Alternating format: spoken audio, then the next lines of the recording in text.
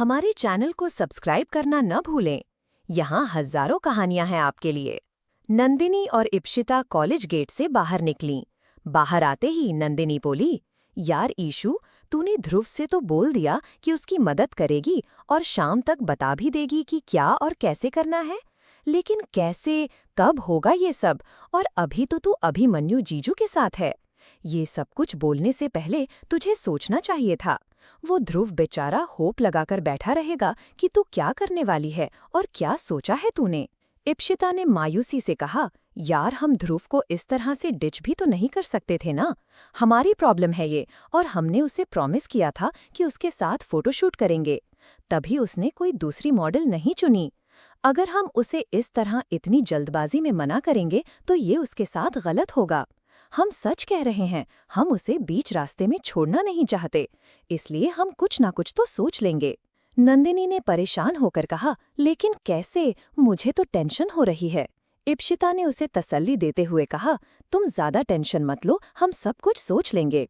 नंदिनी ने कहा, चलो ठीक है, अगर तुम इतनी कॉन्फिडेंस से सारी बातें बोल रही हो तो कुछ ना कुछ तो तुमने सोचा ही होगा। नंदिनी इतना बोलकर आगे बढ़ ही रही थी कि उसकी नजर अभिमन्यु पर पड़ी। अभिमन्यु अपनी कार में बैठा था। उसके चेहरे पर काफी सीरियस एक्सप्रेशन थे, जैसे कि वो कुछ सोच रहा हो। नंदिनी ने अभिमन्यु को देखते ही खुश होकर बोली, अरे वाह जीजू, तुझे लेने आ गए। इप्शिता ने ये बात सुनते ही सामने देखा। नंदिनी ने अभिमन्यु को देखकर मुस्कुराते हुए हाथ हिलाया। उसे हाथ हिलाते देख अभिमन्यु ने भी हाथ हिलाया। इप्शिता हल्का सा मुस्कुराई और नंदिनी के साथ अभिमन्यु के सामने जाकर खड़ी हो गई। नंदिनी ने एक्साइटेड होकर पूछा, अरे वाह जीजू, मुझे नहीं पता था आप ईशु के लिए इतनी देर से यहाँ पर वेट कर रहे होंगे। अभिमन्यु ने कहा, नहीं, हमें ज्यादा देर नहीं हुई यहाँ आए हुए, हम बस अभी आए। वैसे आप लोगों का एग्जाम हो गया? इप्शिता कुछ बोल पाती उससे पहले ही नंदिनी ने कहा, हाँ हो गया है, और मैं हॉस्टल जा रही हूँ। एक्चुअली कल भी हमारा एग्जाम है ना, इसलिए मुझे काफी सारी प्रिपरेशन करनी है। अभिमन्यु ने कहा, बैठिए, हम आपको छोड़ देते हैं। नंदिनी ने मना करते हुए कहा, अरे नहीं जीजू, बस यही 2 कदम की दूरी पर तो मेरा हॉस्टल है। आप भला वहाँ जाने के लिए अपनी कार क्यों बार बार मोड़ेंगे? आप ईशु को लेकर जाइए, मैं चली जाऊंगी। इप्शिता ने उसका हाथ पकड़कर अपनी तरफ खींचते हुए कहा, अरे नहीं, इसमें परेशान होने वाली कोई बात नहीं है, आओ बैठो ना। नंदिनी ने अपना हाथ छुड़ाते हुए कहा, नहीं, आप लोग जाइए, मैं भी चलती हूँ। इतना बोलकर नंदिनी अपने हॉस्टल की तरफ मुड़ गई। इप्शिता कार में बैठ गई। अभिमन्यु सीरियस होकर इप्शिता के बगल में बैठ गया। उसने बैठते ही ड्राइवर को कहा, घर चलिए। उसने इप्शिता से कुछ नहीं कहा, न ही उससे कुछ पूछा। वो नंदिनी से ही बात कर रहा था। इप्शिता ने अभिमन्यु की तरफ देखकर बोली, आपको पता है, हमारा एग्जाम बहुत अच्छा हुआ। बस अब कल का एग्जाम भी हमारा इसी तरह से अच्छा हो जाए तो फिर हमें किसी चीज की टेंशन नहीं रहेगी। उसके बाद के सारे एग्जाम हमारे लिए बहुत इजी हैं। अभिमन्यु ने धीरे से हामी भरी। फिर वो खिड़की से बाहर देखने लगा। इप्शिता ने पूछा, आपको कुछ अर्जेंट काम आ गया था ना सुबह, वो हो गया ना? अभिमन्यु ने कहा, हाँ हो गया। इप्शिता ने फिर पूछा, वैसे आप भी अपने काम को लेकर बहुत सीरियस रहते हैं ना? इप्शिता अभिमन्यु से और कुछ पूछने जा रही थी, तभी उसने नोटिस किया कि वो उसकी बात का कोई जवाब नहीं दे रहा था। वो खुद से ही बातें बोलती जा रही थी।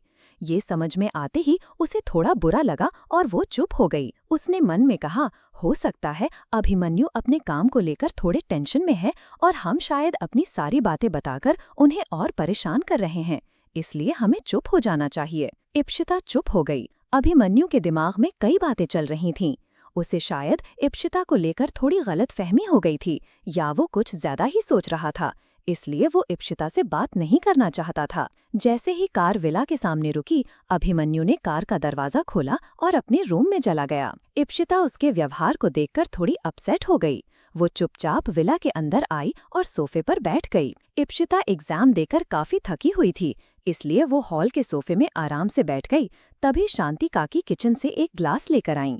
इप्शिता ने ग्लास उठाया और पानी समझकर पीने लगी, लेकिन जैसे ही उसने एक घूंट लिया, वो पानी नहीं बल्कि नींबू पानी था। उसे पीकर इप्शिता रिफ्रेश हो गई और थोड़ी देर बाद अपने रूम में चली गई। वो अपने कल के एग्जाम्स की तैयारी करने लगी और देखा कि कल के एग्जाम के लिए उसके पास ज्यादा नोट्स नहीं थे। उसने बुक उठाकर धीमी आवाज में कहा, इसके नोट्स तो हमारे पास है ही नहीं, एक काम करती हूँ, नंदिनी से मांग लेती हूँ। इतना बोलकर इप्शिता ने अपना मोबाइल फोन उठाया और नंदिनी को कॉल किया। नंदिनी ने तुरंत कॉल रिसीव करते हुए कहा, हेलो, बोल, क्या हुआ? इप्शिता ने कहा, अरे यार नंदिनी, हम थोड़ा पढ़ रहे थे, लेकिन अभी हमने ध्यान दिया हमारे पास ज्यादा नोट्स ही नहीं हैं।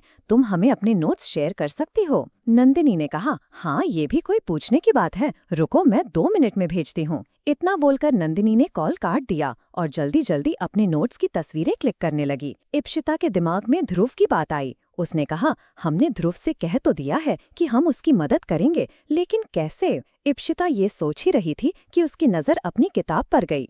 उसने अपनी किताब की तरफ देखते हुए कहा, अरे हाँ, हम ये बात कैसे भूल गए? कल भी तो हमारा एग्जाम है ना, और कल तो ये मौका हो सकता है। इप्शिता ये सोचकर मुस्कुराने लगी। उसका मोबाइल फोन बजा। उसने देखा नंदिनी कॉल कर रही थी। उसने कॉल रिसीव करते हुए कहा, नंदिनी बोलो। नंदिनी ने कहा, मैंने सारे नोट्स की पिक क्लिक करके तुम्हें व्हाट्सएप कर दी है, चेक कर लेना। इप्शिता ने कहा, हाँ ठीक है, हम देख लेंगे। तभी नंदिनी ने पूछा, और तुमने कुछ सोचा ध्रुव के बारे में?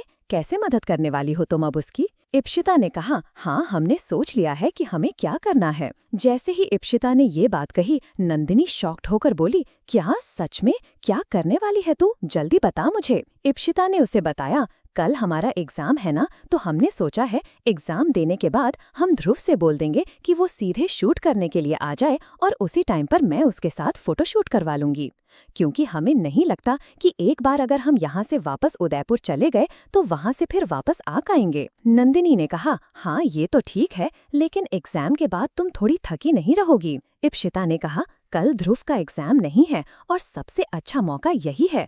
हम चाहकर भी थकी नहीं हो सकती, क्योंकि अगर कल का मौका हमारे हाथ से गया तो फिर हमें नहीं लगता हम दोबारा कभी ऐसा कुछ कर पाएंगी। नंदिनी ने कहा, वैसे तेरा प्लान तो बिल्कुल सही है, लेकिन मुझे समझ नहीं आ रहा कि 2 घंटे में सब कुछ कैसे होगा। इप्शिता ने कहा, वो सब हम लोग मैनेज कर लेंगे। नंदिनी ने थोड़ा कंफ्यूज होकर पूछा, तो फिर जीजू को तुम ये बात बताने वाली हो क्या? जैसे ही इप्शिता ने नंदिनी की ये बात सुनी, उसने उसे डांटते हुए कहा, पागल हो गई हो क्या तुम? हम भला अभिमन्यु को क्यों ये बात बताने लगे? तुम्हें ऐसा लगता है ये बताना सही होगा? भूल से भी हम ये बात नहीं बताएंगे, और तुम भी उनके सामने जरा अपनी जुबान कम चलाना। पता चला हम उनसे ये बात छुपाते हैं और तुम अपनी एक्साइटमेंट में उनसे ही सारी बातें बोल दो। नंदिनी ने इप्शिता की डांट सुनकर कहा, अरे बस बस, अब तुम मुझे इतना भी मत डांटो, मैं इतनी भी इडियट नहीं हूँ। इप्शिता ने कहा, अच्छा तो फिर ठीक है, बाकी बातें हम कल एग्जाम खत्म होने के बाद करेंगे। तुम भी जाकर पढ़ो और हम भी थोड़ा और पढ़ लेते हैं। नंदिनी ने कहा, 1 मिनट रुको, तुमने ध्रुव को ये बात बता दिया या नहीं? इप्शिता ने कहा, नहीं, अभी तो नहीं बताई है। नंदिनी ने कहा, अरे डफर, तो पहले उससे बात कर, क्योंकि अगर उसे ही नहीं पता होगा तो वो फिर शूटिंग की कोई तैयारी ही नहीं कर पाएगा। तो क्या हम लोग बाहर रोड पर खड़े होकर शूटिंग करेंगे? इप्शिता ने कहा, हाँ हाँ, बस हम तुम्हारा कॉल काटने के बाद उसे ही कॉल करने वाले थे। नंदिनी ने कहा, ठीक है। इप्शिता ने नंदिनी का कॉल काटते ही ध्रुव को मैसेज किया, हेलो ध्रुव, फ्री हो? मुझे तुमसे बात करनी थी। ध्रुव ने तुरंत मैसेज देखा और बिना कुछ सोचे समझे इप्शिता को कॉल कर दिया। इप्शिता ने कॉल रिसीव करते हुए कहा, हेलो ध्रुव। कॉल की दूसरी तरफ से ध्रुव ने कहा, क्या हुआ इप्शिता, इस टाइम तुम्हें मुझसे क्या बात करनी है? क्रमशः हमारे चैनल को सब्सक्राइब करना न भूलें, यहाँ हजारों कहानियां हैं आपके लिए। इप्शिता ने नंदिनी का कॉल काटते ही ध्रुव को ये संदेश भेजा, हेलो ध्रुव, फ्री हो? मुझे तुमसे बात करनी थी। ध्रुव ने तुरंत संदेश देखा और बिना सोचे समझे इप्शिता को कॉल कर दिया। इप्शिता ने कॉल उठाते हुए कहा, हेलो ध्रुव। ध्रुव ने कहा, क्या हुआ इप्शिता, इस समय तुम्हें मुझसे क्या बात करनी है?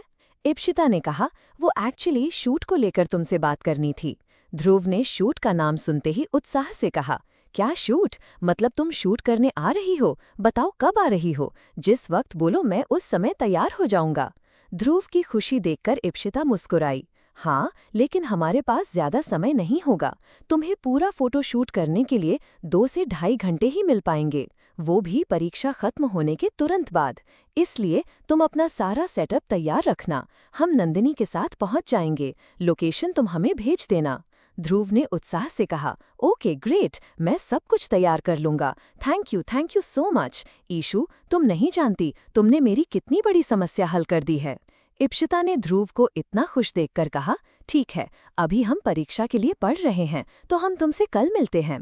इतना कहकर इप्शिता ने कॉल काट दिया और फोन साइड टेबल पर रखकर परीक्षा की तैयारी करने लगी। पढ़ते पढ़ते समय इतनी जल्दी बीत गया कि पता ही नहीं चला कब डिनर का समय हो गया। इप्शिता ने घड़ी देखी तो रात के 9:30 बज रहे थे। इप्शिता ने कहा, अजीब बात है, अभिमन्यु ने आज हमें अभी तक डिनर के लिए नहीं बुलाया। ऐसे तो कभी इतनी देर नहीं होती, तो फिर आज क्या हो गया अभिमन्यु को? अपने काम की ही टेंशन है या फिर कोई और बात है? इप्शिता ने अपनी किताबें बंद की और कमरे से बाहर निकली। वो नीचे हॉल में आई। उसने देखा शांति काकी डाइनिंग टेबल के पास खड़ी थीं। उन्होंने इप्शिता को देखते ही कहा, बहुरानी सा, आपका खाना लगा दूं? इप्शिता ने मना करते हुए कहा, नहीं, रुक जाइए, हम अभिमन्यु के साथ खा लेंगे, उन्हें आने दीजिए। शांति काकी ने कहा, लेकिन कुंवर सा ने तो खाना अपने कमरे में ही मंगवा लिया है और अब तक तो वो खा भी चुके होंगे। ये सुनकर इप्शिता को अजीब लगा। अभिमन्यु ने खाना खा लिया था, वो भी अपने कमरे में मंगवाकर। इप्शिता को इस तरह सोच में डूबा देखकर शांति काकी ने कहा, क्या हुआ बहुरानी सा, क्या सोचने लगी हैं? आपका खाना यहीं लगा दूं या अपने कमरे में खाएंगी? इप्शिता ने सोचते हुए कहा, हाँ, हम यहाँ अकेले क्या करेंगे खाना खाकर, आप हमारा खाना हमारे कमरे में ही ले आइए। इतना कहकर इप्शिता चुपचाप अपने कमरे में आकर बैठ गई।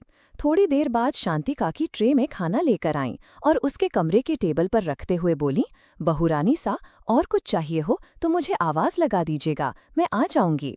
नहीं, पहले ही मन नहीं है खाने का, इसलिए इतना ही बहुत है। इतना कहकर इप्शिता खाना खाने लगी। उसके दिमाग में ये बात खटक रही थी कि आखिर ऐसा क्या हो गया? क्या ऑफिस में किसी बात को लेकर अभिमन्यु इतना ज्यादा टेंशन में है कि उन्होंने साथ में खाना खाना ही अनदेखा कर दिया? इप्शिता सोचते हुए खाना खा रही थी।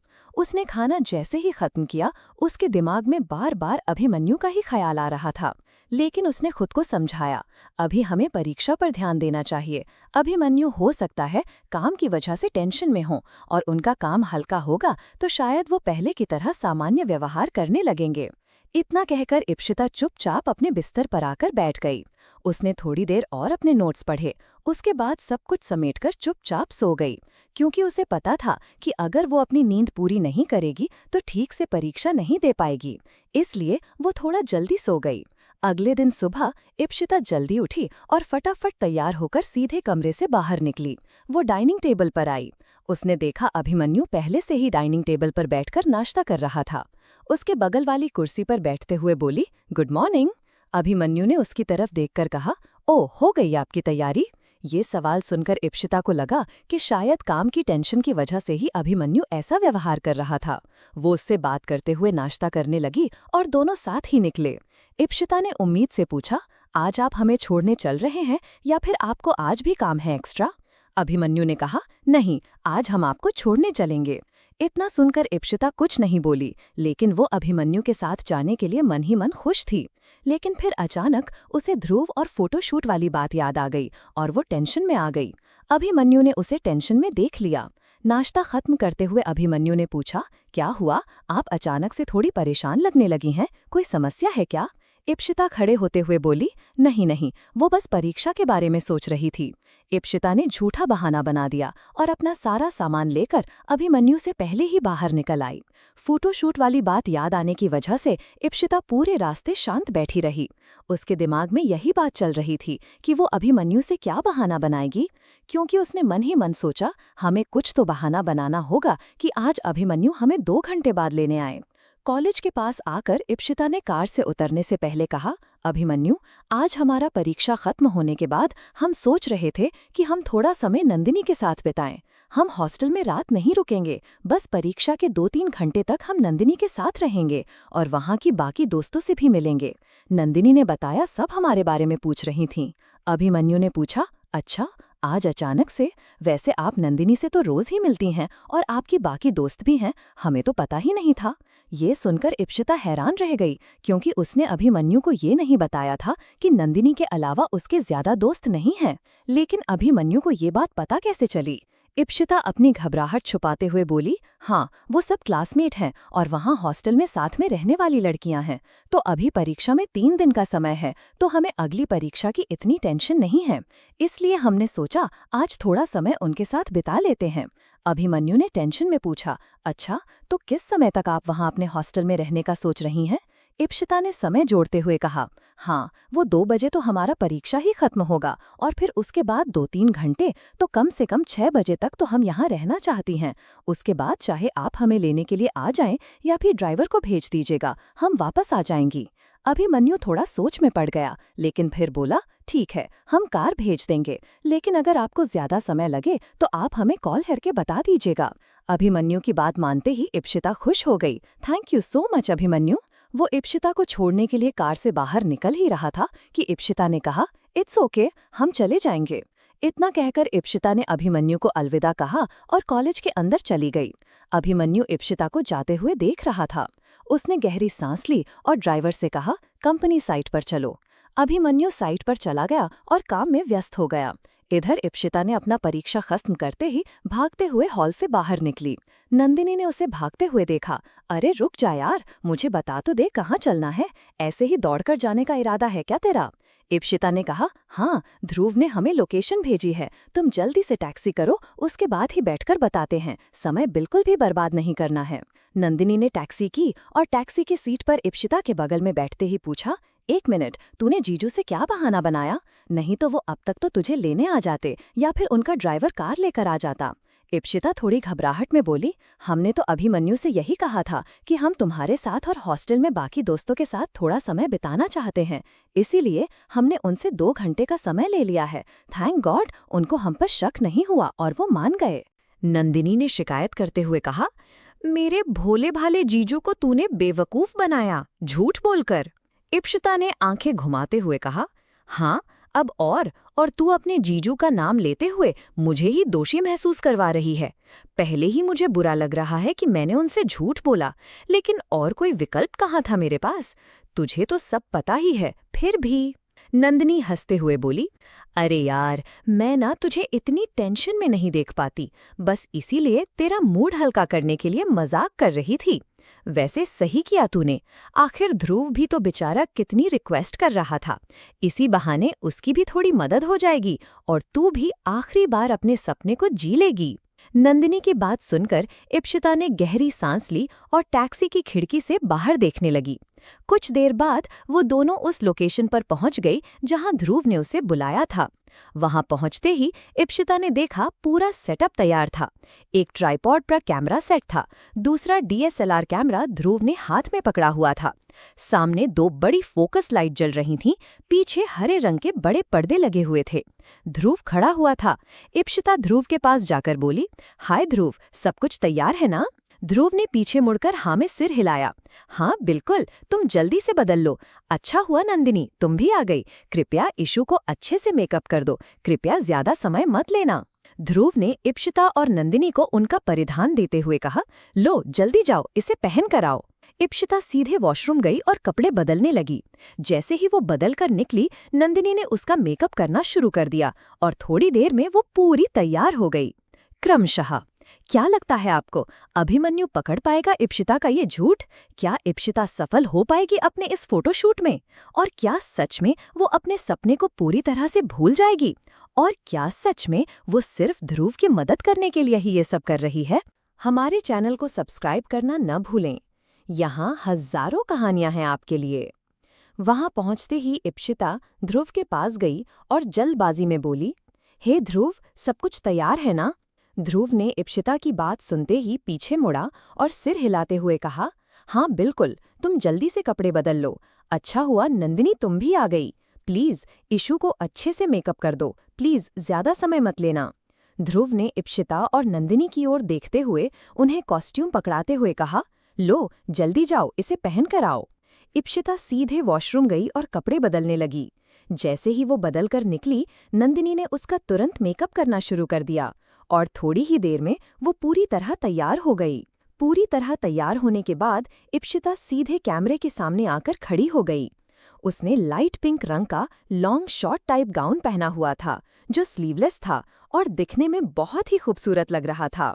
इप्शिता ध्रुव के अनुसार पोज देने के लिए सीधे कैमरे के केंद्र में आकर खड़ी हो गई और पोज देना शुरू कर दिया। ध्रुव इप्शिता की पोजिंग स्टाइल देखकर प्रभावित होते हुए बोला, वाह कमाल इशू, तुम्हारा चेहरा और तुम्हारी बॉडी लैंग्वेज देखकर ऐसा लगता है जैसे मानो तुम कोई नई कलाकार नहीं बल्कि बहुत प्रोफेशनल मॉडल हो। इप्शिता ने उसकी बात सुनकर थोड़ा गर्व महसूस किया और मुस्कुराते हुए दूसरी ओर देखा। उसने अपने बालों को बड़े ही आत्मविश्वास से पीछे किया और ध्रुव ने उसका एक और पोज क्लिक कर लिया। जैसे जैसे वो फोटोज कैप्चर कर रहा था, उसे बड़ी राहत महसूस हो रही थी, क्योंकि उसकी हर एक तस्वीर बहुत विस्तार से खी। उसने इशू को दूसरी ड्रेस देते हुए कहा, चलो इशू, जल्दी से इसे बदल कर आओ। इशू ने इस बार एक ब्लैक टॉप और नीचे लॉन्ग स्कर्ट पहनी हुई थी, जो मल्टी कलर फ्लावर प्रिंट वाली थी, और इप्शिता उसमें बहुत ही खूबसूरत लग रही थी।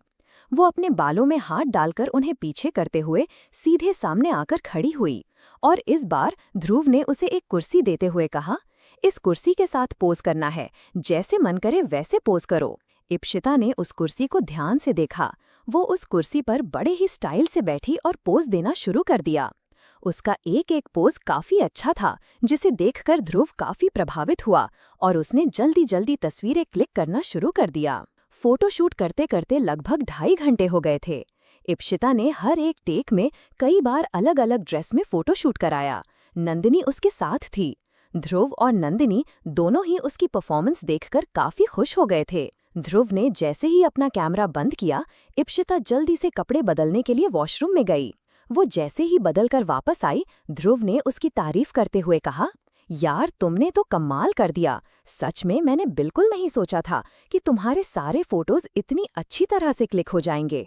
यार इप्शिता, अगर तुम इसी तरह से 2-2 घंटे समय निकालकर भी मेरे साथ फोटोशूट कर लोगी तो पता है तुम्हें आगे बढ़ने से कोई नहीं रोक पाएगा। हमारा दोनों का ही करियर बन जाएगा। इप्शिता ध्रुव की बात सुनकर निराश होते हुए बोली, मुझे माफ करना ध्रुव, लेकिन ये हमारा आखिरी फोटोशूट था। अब हम और कोई फोटोशूट नहीं कर पाएंगे, क्योंकि एग्जाम देने के बाद जैसे ही हम घर पहुंचेंगे उसके बाद ही हमारी शादी हो जाएगी और फिर हमारा एक भी फोटोशूट करवाना संभव नहीं होगा। तुम प्लीज अब हमसे कोई उम्मीद मत रखना और जितनी जल्दी हो सके हमारा रिप्लेसमेंट ढूंढ लो, क्योंकि ये आखिरी बार था जब हमने तुम्हारी मदद की है। हम अब इसके बाद तुम्हारी कोई मदद नहीं कर पाएंगे, इसीलिए प्लीज समझो ध्रुव। उसकी बात सुनकर थोड़ा उदास होते हुए ध्रुव बोला, यार इप्शिता, कैसी बात कर रही हो? तुम खुद भी जानती हो कि तुम्हारा रिप्लेसमेंट ढूंढ पाना कितना मुश्किल है। तुम बहुत ही खूबसूरत और परफेक्ट मॉडल हो और मुझे नहीं लगता तुम्हारे जैसी कोई और लड़की मुझे मिल पाएगी जो इतनी परफेक्ट हो। प्लीज यार इशू, एक बार शादी करने के बाद अपने ससुराल वालों से बात तो करके देखना, हो सकता है वे तुम्हारे लिए मान जाएं। और वैसे भी ये तो तुम्हारा सपना था ना, तुम अपने सपने को इतनी आसानी से छोड़ दोगी क्या? इप्शिता ध्रुव की बात सुनकर उसे घूरने लगी और चिढ़ते हुए बोली, सच में ध्रुव, तुम्हें ऐसा लगता है कि हमारे लिए अपना सपना छोड़ना इतना आसान है? तुम्हें नहीं पता हमने किस तरह खुद को मनाया है। हमारी जिम्मेदारियां, हमारा राज परिवार और हमारे परिवार की इज्जत सब कुछ हमारे हाथ में है और हम उसे अपने सपने के लिए बर्बाद नहीं कर सकते, समझो तुम। इतना बोलकर इप्शिता अपना सिर पकड़कर उसी कुर्सी पर बैठ गई। नंदिनी उसे इतना चिढ़ा हुआ देखकर उसके कंधे पर हाथ रखते हुए बोली, शांत रहो इशू। ध्रुव, तुम नहीं जानते एक शाही परिवार में होना कितनी बड़ी बात होती है। पहले मैं भी यही समझती थी कि इशू की जिंदगी तो बहुत अच्छी है, वो एक शाही परिवार से है, सब कुछ उसे बिना मांगे मिल जाता है। मैंने सिर्फ उसके शाही परिवार का अच्छा पहलू ही देखा था, लेकिन जब मैं इशू की सगाई में उसके घर गई तब मुझे शाही परिवार के बुरे पहलू के बारे में पता चला। तब मुझे एहसास हुआ कि इशू क्यों हमेशा से एक साधारण लड़की की तरह जिंदगी जीना चाहती थी, क्योंकि एक शाही परिवार में होना इतनी पाबंदियां होती हैं, इतने नियम और कानून होते हैं। इसके अलावा तुम्हें हर वक्त अपने परिवार की इज्जत के बारे में याद दिलाया जाता है, हर चीज पर तुम्हें रोक टोक लगाई जाती है, यहाँ तक कि अकेले कहीं बाहर जाने के लिए भी कितनी मुसीबत का सामना करना पड़ता है। तुम नहीं जानते, जब मैं वहाँ थी तब इशू को हर चीज के लिए अनुमति मांगनी पड़ती थी। तब मुझे समझ में आया कि शाही परिवार में होने के जितने फायदे हैं उतने ही नुकसान भी हैं। ध्रुव नंदिनी की बात सुनकर इप्शिता के पास आकर बोला, मुझे माफ करना, मुझे नहीं पता था कि तुम्हें इतना सब कुछ सहना पड़ता है, लेकिन मैं ये जानता हूँ कि ये तुम्हारा सपना था, इसीलिए मैं तुम पर इतना जोर डाल रहा था, मुझे बहुत माफ करना। इप्शिता उठकर खड़ी हुई और उदास होते हुए बोली, छोड़ो ध्रुव, तुम्हें माफी मांगने की कोई जरूरत नहीं है, और तुमने हमारे लिए इतना सोचा उसके लिए बहुत बहुत धन्यवाद। लेकिन शायद हमारी किस्मत में मॉडलिंग का करियर ही नहीं था। शायद हमें राजवंशी राज परिवार की बहू ही बनना है और यही हमारा भविष्य है। और सच बताऊं तो अब हमने इस बात को स्वीकार भी कर लिया है। इतना बोलकर उसकी आंखों से आंसू छलक गए और उसे इस तरह निराश होते देखकर नंदिनी ने उसे गले लगा लिया। वो भी थोड़ी दुखी हो गई थी। वहीं ध्रुव ने कहा, ठीक है, अब मैं तुम्हें और उदास नहीं करना चाहता। ये फोटोशूट हो गया है और अब मैं इन फोटोज को कल ही जमा कर दूंगा। तुम जाने वाली थी ना इशू, तो जाओ, वरना तुम्हें देर हो जाएगी। जैसे ही ध्रुव ने ये बात कही, इप्शिता और नंदिनी ने एक दूसरे की ओर देखकर कहा, हाँ, हमें जाना होगा। दोनों ने जल्दी जल्दी अपने बैग उठाए और सीधे वहां से निकलकर हॉस्टल की ओर चल दीं, क्योंकि अभिमन्यु ने हॉस्टल के पास ही गाड़ी भेजी थी। जैसे ही इप्शिता और नंदिनी हॉस्टल पहुंची, उन्होंने देखा कि अभिमन्यु की कार पहले से ही वहां मौजूद थी। नंदिनी इप्शिता के साथ कार तक आई और देखा कि कार में अभिमन्यु बैठा था। उसे देखकर इप्शिता और नंदिनी कार के बाहर ही रुक गईं। इप्शिता ने नंदिनी को गले लगाते हुए कहा, तुम अब जाओ, हम चलेंगे। नंदिनी ने कार की खिड़की से अंदर झांकते हुए कहा, बहुत बहुत धन्यवाद जीजू, इशू को मेरे साथ समय बिताने के लिए आपने इतना समय दिया। अभिमन्यु नंदिनी की बात सुनकर मुस्कुरा दिया और जैसे ही इप्शिता कार में बैठी, नंदिनी वहां से सीधे हॉस्टल की ओर चली गई। इप्शिता बहुत शांत थी। जैसे ही वो कार में बैठी, ड्राइवर ने कार स्टार्ट कर दी। इप्शिता के मन में अभी भी ध्रुव की ही बातें चल रही थीं। उसने जिस तरह उसे मना किया था कि वो अब दोबारा कभी भी कोई फोटोशूट नहीं कर पाएगी, ये उसका आखिरी फोटोशूट था। यही सोचकर इप्शिता बहुत ही ज्यादा परेशान हो गई थी। उसे ऐसा लग रहा था जैसे मानो उसने अपनी आत्मा और अपने सपने का खुद ही गला घोंट दिया है।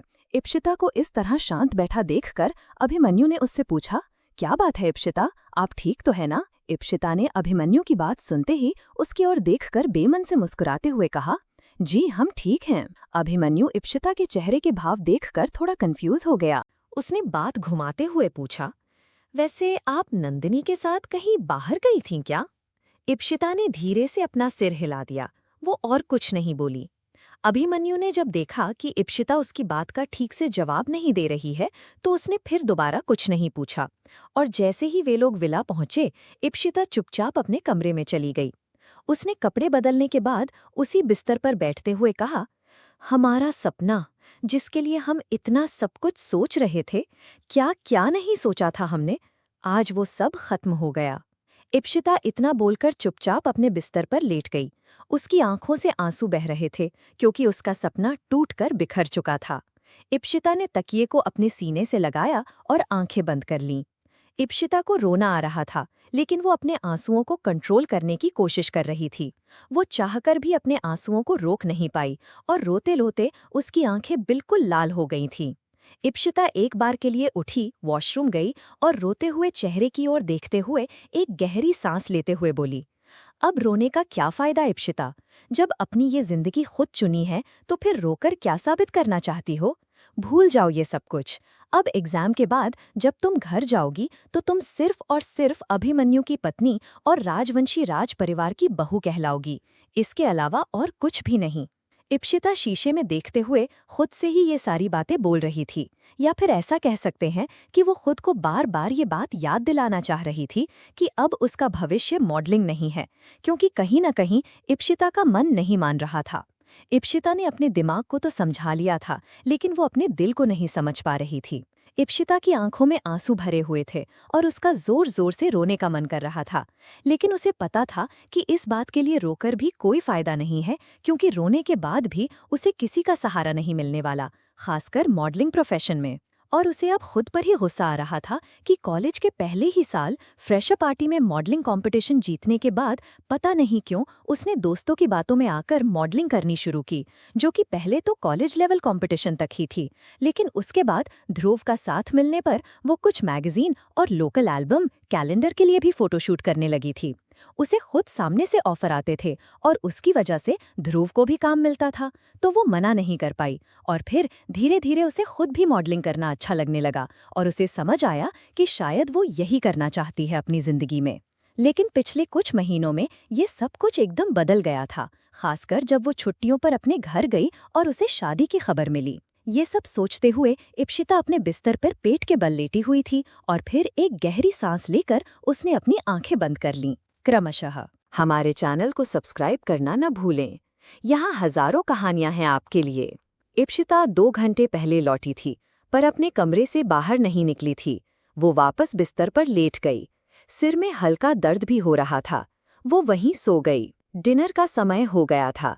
अभिमन्यु डिनर करने जा रहा था, तभी वो इप्शिता के कमरे के सामने रुका। डिनर का समय हो गया है, इप्शिता को बुला लेते हैं, हम दोनों साथ डिनर कर लेंगे। कल हमने अपने कमरे में डिनर किया था, तो पता नहीं इप्शिता क्या सोच रही होगी। उसने गेट की ओर देखते हुए कहा। अभिमन्यु आगे बढ़ा और इप्शिता के कमरे का दरवाजा खोला। इप्शिता बिस्तर पर तकिए को कसकर गले लगाए सो रही थी। उसकी आंखें बंद थीं। अभिमन्यु अंदर गया और इप्शिता के मासूम चेहरे को देखा। बिना मेकअप के भी वो बहुत खूबसूरत लग रही थी। वो कुछ देर उसके चेहरे को देखता रहा। इप्शिता के बाल उसके माथे और आंखों पर पड़े थे। अभिमन्यु मुस्कुराया और धीरे से आगे बढ़कर हल्के हाथों से इप्शिता के बालों को उसकी आंखों से हटा दिया। इप्शिता, क्या आप खाना नहीं खाएंगी? उसने धीमी आवाज में पूछा। इप्शिता ने कोई जवाब नहीं दिया। शायद आज वो थक गई है, इसलिए सो गई है। खैर, कोई बात नहीं, अगर वो इतनी गहरी नींद में सो रही है तो उन्हें नहीं उठाते हैं, अभिमन्यु ने कहा। इतना कहकर उसने कमरे की लाइट्स बंद की और चुपचाप बाहर निकल गया। अगली सुबह इप्शिता की आंख खुली। सिर अभी भी भारी था। उठने पर उसकी आंखें रोने से लाल हो गई थीं। इप्शिता फ्रेश होकर आईने के सामने खड़ी हुई। उसने ठंडे पानी से आंखें धोईं और कपड़े बदले। वो सीधे हॉल में जाकर बैठ गई। रात में कुछ नहीं खाने से उसे भूख लगी थी। उसने शांता से ब्रेकफास्ट लगाने को कहा और डाइनिंग टेबल पर बैठकर अकेले नाश्ता करने लगी। वो थोड़ी उदास थी, पर अपनी उदासी नहीं दिखाना चाहती थी। थोड़ी देर बाद अभिमन्यु अपने कमरे से बाहर आया। वो पूरी तरह तैयार था, जैसे ऑफिस जाने वाला हो। इप्शिता को नाश्ता करते देख वो उसके पास आकर बैठ गया। गुड मॉर्निंग, उसने मुस्कुराते हुए कहा। इप्शिता जूस पी रही थी। गुड मॉर्निंग, उसने अपना जूस का ग्लास रखते हुए कहा। उसकी आवाज बहुत धीमी थी। कल रात आप कुछ ज्यादा ही जल्दी सो गई थीं, अभिमन्यु ने कहा। इप्शिता हैरानी से अभिमन्यु को देखने लगी। मिस्टर अभिमन्यु को कैसे पता कि हम कल रात जल्दी सो गए थे? वो हमारे कमरे में आए थे, उसने मन ही मन सोचा। इप्शिता को इतना सोचते देख अभिमन्यु ने कहा, एक्चुअली हम आपके रूम में आए थे आपको डिनर के लिए बुलाने, पर आप बहुत गहरी नींद में सो रही थीं, इसलिए हमने आपको नहीं उठाया। हाँ, वो एक्चुअली कल नंदिनी के साथ काफी जगह घूम रहे थे और उसने हमें काफी परेशान भी किया, इसलिए थक गए थे और जल्दी सो गए, इप्शिता ने कहा। खैर, कोई बात नहीं, वैसे हमें आपसे एक बात पूछनी थी, अभिमन्यु ने कहा। इप्शिता खाना खाते हुए रुक गई। उसने अभिमन्यु की तरफ घबराते हुए देखा। अब क्या पूछना है अभिमन्यु को हमसे? कहीं उन्हें पता तो नहीं चल गया कि कल हम नंदिनी के साथ ध्रुव के प्लेस पर थे? उसने मन ही मन सोचा। ये सोचते ही उसका गला सूख गया। उसने थूक निगला। क्या पूछना है अभिमन्यु आपको हमसे? वो सीरियस होते हुए बोली। अभिमन्यु थोड़ा हिचकिचाया। वो एक्चुअली हम आपसे ये पूछ रहे थे कि आपका नेक्स्ट एग्जाम कब है? इप्शिता ने गहरी सांस ली। हमारे एग्जाम तो 3 दिन बाद हैं, लेकिन क्या हुआ, आप ये क्यों पूछ रहे हैं? वो एक्चुअली यहाँ जिस प्रोजेक्ट के लिए हम आए थे उसे लेकर एक पार्टी ऑर्गेनाइज की गई है। वहाँ हमारे सारे कलीग्स और पार्टनर्स आएंगे। हम सोच रहे थे कि अगर आपको कोई प्रॉब्लम ना हो तो क्या आप हमारे साथ इस पार्टी में चलेंगी? अभिमन्यु ने कहा। इप्शिता कल से ही अपसेट थी। उसे किसी से बात करने का मन नहीं था। पार्टी? सॉरी अभिमन्यु, लेकिन सच बताऊं तो हमें किसी भी पार्टी में जाने का मन नहीं है, लेकिन अगर ये जरूरी है तो फिर हम चल सकते हैं, उसने कहा। अभिमन्यु ने सिर हिलाया। अरे नहीं, जरूरी नहीं है। अगर आपका मन नहीं है तो कोई बात नहीं। जबरदस्ती आपको चलने की जरूरत नहीं है। हम तो हमेशा अकेले ही पार्टी में गए हैं। हमने तो बस आपसे यूं ही कैजुअली पूछ लिया था। अगर आपको नहीं जाना तो कोई प्रॉब्लम नहीं है, इट्स टोटली फाइन। अभिमन्यु थोड़ा उदास हो गया। वो चुपचाप नाश्ता करने लगा। इप्शिता अभिमन्यु को उदास देखकर मन ही मन बोली, क्या हमें ऐसा नहीं करना चाहिए था? शायद हमारी वजह से अभिमन्यु अपसेट हो गए हैं। क्या करूं? जाने के लिए हाँ कर दूं क्या? लेकिन हमारा किसी पार्टी में जाने का मन नहीं है। हम तो वहां पर किसी को जानते भी नहीं हैं। सब कुछ कितना ऑकवर्ड होगा हमारे लिए। इप्शिता चुपचाप नाश्ता करती रही। नाश्ता खत्म करके वो अपने कमरे में आ गई। उसका ध्यान अभिमन्यु पर लगा हुआ था। उसे अभिमन्यु को मायूस देखकर बुरा लग रहा था। उसने नंदिनी को कॉल किया और पूरी बात बताई। यार, हमें कुछ भी समझ नहीं आ रहा, हमने क्या गलत किया है? इप्शिता ने कहा। हाँ बिल्कुल, बहुत गलत किया है तुमने। ईशु यार, सोच, जीजू ने तेरे लिए अब तक कितनी सारी चीजें की हैं और उन्होंने आज पहली बार तुमसे कुछ पूछा और तूने इनकार कर दिया। कितना अच्छा मौका मिला था तुझे उनके इतने सारे एहसानों के बदले कुछ करने का, और तूने वो अपॉर्चुनिटी भी अपने हाथ से गंवा दी। सच में तू कितनी बड़ी इडियट है, नंदिनी ने उसे डांटते हुए कहा। क्या सच में हमने इतनी बड़ी गलती कर दी है? इप्शिता थोड़ी अपसेट होकर बोली। हाँ बिल्कुल कर दी है। और कब है पार्टी? नंदिनी ने कहा। आज शाम को, इप्शिता ने बताया। नंदिनी ने गहरी सांस ली। तो तुम एक काम करो, अभी जाओ और अच्छा सा मौका ढूंढकर अभिमन्यु से बात करो और उससे बोलो कि तुम भी उसके साथ इस पार्टी में चलोगी। लेकिन यार नंदिनी, अब इस तरह से मना करने के बाद हम फिर से उनसे चलने के लिए कहेंगे तो थोड़ा ऑकवर्ड नहीं लगेगा? इप्शिता ने थोड़ा ऑकवर्ड होते हुए कहा। ओह गॉड, ये लड़की अभी भी ऑकवर्ड लगने के बारे में सोच रही है। कुछ ऑकवर्ड नहीं लगेगा। तुम जाओ और किसी भी तरह बहाने से अभिमन्यु जीजू से बात करो और जब पूरी बात कर लेना उसके बाद ही मुझे कॉल करना, समझी? नंदिनी ने अपना सिर पीटते हुए कहा और कॉल काट दिया। शायद नंदिनी सही कह रही है, हमारे पास इतनी अच्छी अपॉर्चुनिटी आई थी, हमने उसे गंवा दिया। लेकिन अभी भी कुछ नहीं बिगड़ा है। अभी पार्टी के लिए जाने में तो काफी समय है, हम अभिमन्यु से बात कर सकते हैं, इप्शिता ने सोचते हुए कहा। इप्शिता कमरे से बाहर निकल ही रही थी कि उसे दरवाजे के पास किसी की आवाज सुनाई दी। वो वहीं रुक गई। ये आवाज अभिमन्यु की थी। अभिमन्यु शायद किसी से कॉल पर बात कर रहा था। इप्शिता कमरे से बाहर नहीं निकली, वो दरवाजे के पास ही रुककर अभिमन्यु की बात सुनने लगी। अभिमन्यु कॉरिडोर में खड़ा बात कर रहा था। हाँ, हम पार्टी में आएंगे। अरे कैसी बात कर रहे हो, हम हमेशा ही पार्टी में अकेले आए हैं तो आज भी अकेले ही आएंगे। हाँ, तुम तो जानते ही हो हमें लेट होना बिल्कुल भी पसंद नहीं है, हम बिल्कुल टाइम से वहां पहुंच जाएंगे, अभिमन्यु ने कहा। वो थोड़ा रुका। चलिए फिर ठीक है, हम आपसे रात को पार्टी में मिलते हैं जी। ठीक है, उसने धीमी आवाज में कहा और कॉल काट दिया। इप्शिता को उसके चलने की आहट सुनाई दी। उसने तुरंत अपना कमरे का दरवाजा खोला और कहा, अभिमन्यु रुकिए। अभिमन्यु रुक गया और पीछे मुड़ा। हाँ इप्शिता, बताइए क्या हुआ, आपने हमें इस तरह से क्यों रोका? वो थोड़ा कंफ्यूज होकर बोला। वो एक्चुअली हम आपसे ये पूछ रहे थे कि आप यहाँ किसी से बात कर रहे थे। इप्शिता थोड़ी हिचकिचाते हुए बोली। उसे समझ नहीं आ रहा था कि सीधे पार्टी में चलने वाली बात कैसे पूछे। उसने अपने सिर पर हाथ मार लिया। अभिमन्यु को भी उसका सवाल अजीब लगा। व्हाट? क्या सच में आपको ये जानना है कि हम किसी से बात कर रहे थे या फिर कुछ और बात करनी है? उसने पूछा। ओह सॉरी, मेरा मतलब है हमें ये नहीं पूछना था कि किससे बात कर रहे थे। हम तो ये पूछने के लिए आए थे कि आपने जो सुबह पूछा था ना, उसके बारे में बात करने। इप्शिता ने नजरें नीची करके अटक कर नर्वस होते हुए कहा। अभिमन्यु और कंफ्यूज हो गया। वो उसके सामने आकर खड़ा हुआ। ऐसी क्या बात है इप्शिता, आप हमसे सीधे ही बोल सकती हैं जो भी पूछना है आपको, और सुबह तो हम आपसे। उसे पार्टी वाली बात याद आई। वो इप्शिता के चेहरे की ओर देखने लगा।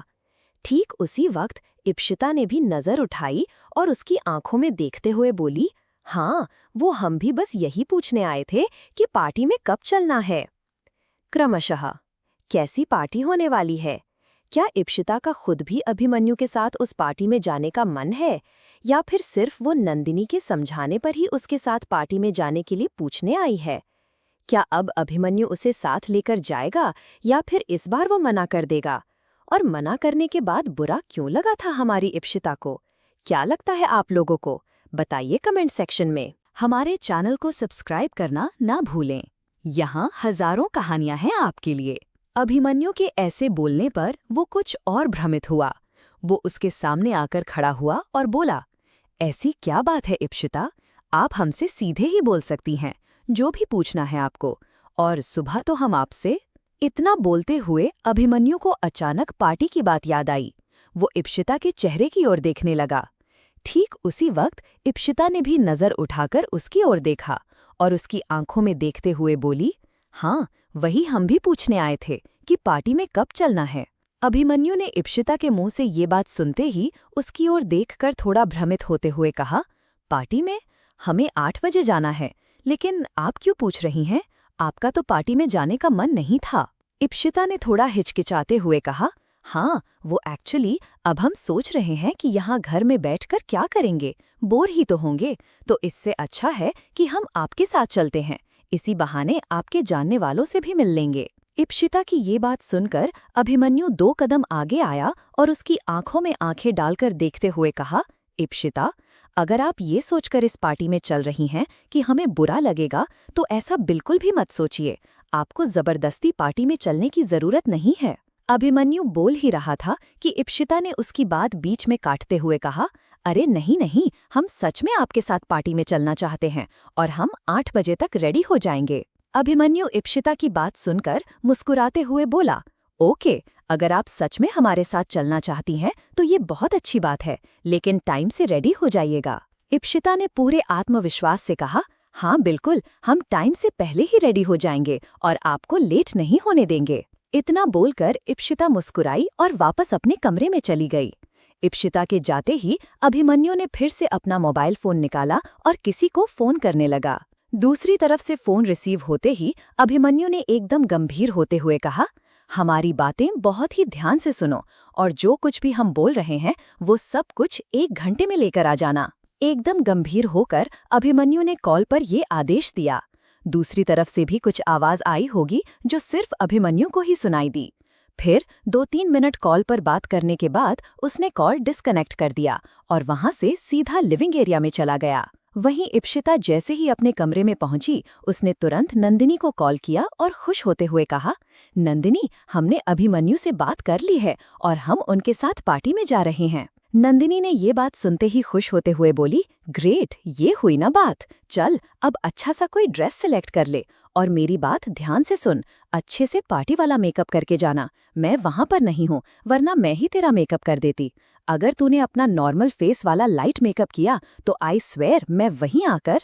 नंदिनी बोल ही रही थी कि इप्शिता ने उसे बीच में टोकते हुए कहा, अरे बाबा, ठीक है, हम रेडी होने के बाद तुम्हें अपनी पिक सेंड कर देंगे, तुम देख लेना, और तुम जब हमारा पार्टी लुक पास करोगी उसके बाद ही हम जाएंगे। नंदिनी ने काफी गंभीर होते हुए कहा, ठीक है, अब जाओ, टाइम वेस्ट मत करो, जल्दी से अपने लिए कोई अच्छी सी ड्रेस सिलेक्ट करो। इप्शिता ने उसकी बात सुनी और कॉल काटकर वो अपना अलमारी खोलकर खली हो गई। उसके पास पार्टी वेयर टाइप कोई भी ड्रेस नहीं थी, क्योंकि उसने परीक्षा के लिए अपनी पैकिंग की थी। उसे पता ही नहीं था कि ऐसा भी कोई मौका आ सकता था, इसलिए ऐसे किसी इवेंट के लिए उसने कोई भी खास ड्रेस पैक नहीं की थी। उसके सारे अच्छे पार्टी वेयर कपड़े उसके घर में ही थे। अपने वार्डरोब की ओर देखते हुए इप्शिता ने अपने मन में कहा, अब इनमें से हम ऐसी कौन सी ड्रेस पहनकर जाएं जिसमें हम पार्टी रेडी लगें, क्योंकि इनमें से तो एक भी पार्टी वेयर ड्रेस नहीं है।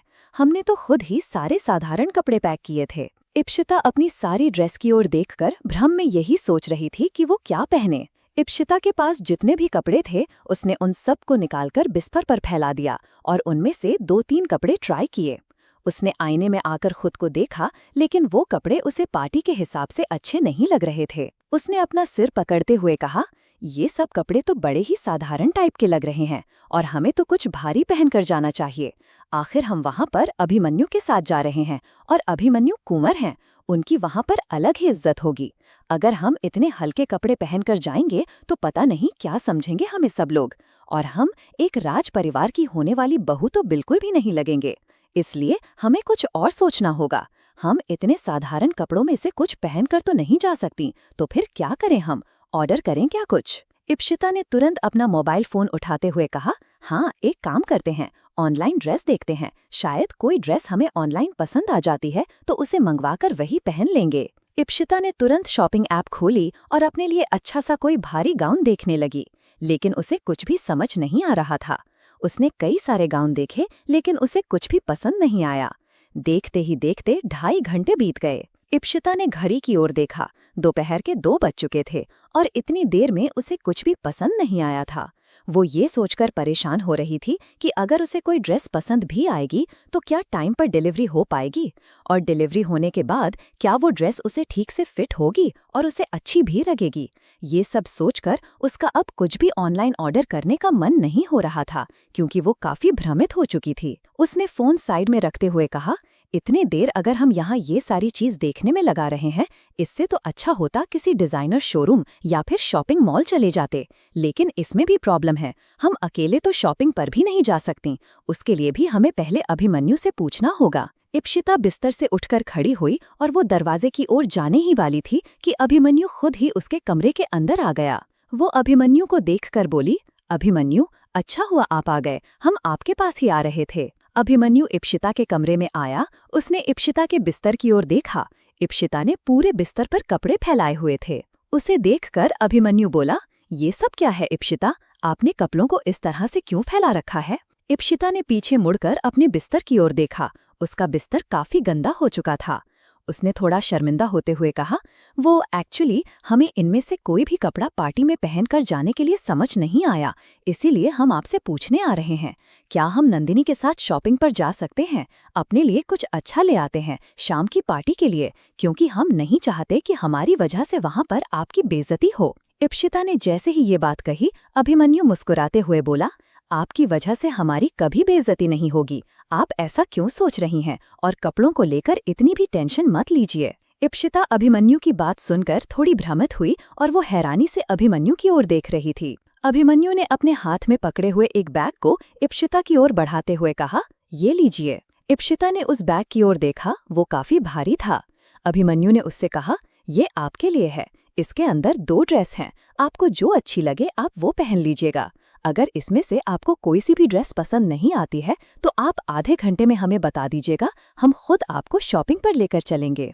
इप्शिता ने जल्दी से मना करते हुए कहा, नहीं नहीं, इट्स ओके, हम इन दोनों को ही ट्राई कर लेते हैं और फिर इनमें से ही कोई एक पहनकर चलेंगे। आपने ऑर्डर की है तो अच्छी ही होगी, हमें पसंद कैसे नहीं आएगी। अभिमन्यु ने इप्शिता की ओर देखकर कहा, अच्छा तो फिर ठीक है, हम ठीक 8 बजे यहाँ से निकलेंगे, आप टाइम से रेडी हो जाइएगा। इप्शिता ने अभिमन्यु की बात सुनकर हाँ में अपना सिर हिलाया और अभिमन्यु वहां से चला गया। इप्शिता ने अभिमन्यु के जाते ही तुरंत उस बैग में से उन ड्रेसेस को निकालकर देखने लगी। इप्शिता ने देखा एक गोल्डन कलर का गाउन था जो काफी भारी वर्क हुआ था, जिस पर ब्लू कलर के स्टोन लगे हुए थे। इप्शिता ने उस गाउन को देखते हुए कहा, ओ गॉड, ये तो काफी ज्यादा भारी है, लेकिन काफी ज्यादा सुंदर भी है। लेकिन पहले हम दूसरा वाला देख लेते हैं, उसके बाद ही डिसाइड करेंगे। इतना बोलकर इप्शिता ने उस गाउन को साइड किया और उसने दूसरे बैग में से एक और गाउन निकाला। वो डार्क मैरून कलर का ए लाइन गाउन था, जिस पर गोल्डन कलर से काफी हल्का मगर डिजाइनर एम्ब्रॉयडरी डिजाइन बना हुआ था, जो दिखने में काफी अच्छा और प्यारा लग रहा था। इप्शिता ने उस ड्रेस को उठाकर शीशे में अपने सामने लगाया। वो कलर भी इप्शिता पर काफी ज्यादा खिल रहा था। इप्शिता उस गाउन को देखते ही खुश हो गई और प्यारी सी मुस्कान उसके चेहरे पर आ गई। उसने अपने आप से बात करते हुए कहा, हाँ जी बिल्कुल, हमारी पसंद का है, हमें ऐसा ही कुछ चाहिए था पार्टी वियर के लिए।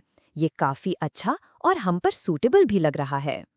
अपने आप से इतना सब बोलकर इप्शिता ने उस गाउन को उठाया और उसे लेकर वो सीधे चेंजिंग रूम में गई। कुछ देर बाद वो उस गाउन को पहनकर चेंजिंग रूम से आई। वो गाउन परफेक्टली उसे फिट भी हो गया था। इप्शिता ने उस गाउन को पहनकर आईने के सामने खड़े होकर खुद को ऊपर से नीचे तक देखा। वो उसमें बहुत ही प्यारी लग रही थी और उसके फिगर पर वो एकदम परफेक्टली फिट हो गया था, जैसे कि उसके लिए ही बना हो। बस गाउन पहनकर ही इप्शिता काफी ज्यादा प्यारी लग रही थी, लेकिन सिर्फ वही पहनकर तो वो नहीं जा सकती, इसलिए तुरंत ही वो बाकी सारी चीज भी ढूंढने लगी। अभिमन्यु ने 2-3 बड़े-बड़े बैग देकर गया था, तो इप्शिता ने उसी बैग में फिर से देखा और उसे दूसरे बैग में उन दोनों गाउन से मैचिंग अलग-अलग हील्स और ज्वेलरी भी मिली। इप्शिता ने थोड़ा सा उत्साहित होकर उस ज्वेलरी को देखा। जहां तक उसे समझ आया, वो सब काफी ज्यादा महंगी और डिजाइनर डायमंड की ज्वेलरी थी, और जो मैरून वाले गाउन से मैचिंग ज्वेलरी थी, उसमें बीच में एक रूबी लगा हुआ था, जो उसी मैरून कलर के ड्रेस से भी मैच कर रहा था। इप्शिता ने उस गाउन से मैचिंग सारा सामान निकालकर साइड में रखा और फिर उसने जल्दी से उसी गाउन में अपनी एक सेल्फी क्लिक की और उसे तुरंत नंदिनी को भेज दिया। नंदिनी ने जैसे ही वो पिक देखी, उसने हैरान होते हुए कहा, वाह, कितना प्यारा ड्रेस है। उसने तुरंत इप्शिता को कॉल कर दी। इप्शिता ने उसका कॉल पिकअप करते हुए कहा, कैसा लगा ड्रेस? नंदिनी ने उसकी तारीफ करते हुए कहा, बाय गॉड, तू बिल्कुल किसी राजकुमारी की तरह लग रही है। बस इस पर तो मैचिंग मेकअप कर लेना। आई स्वेयर, पूरी पार्टी में सब तुझे ही देखेंगे। लेकिन तू ये बता, ये गाउन कब खरीदा तूने? To be continued.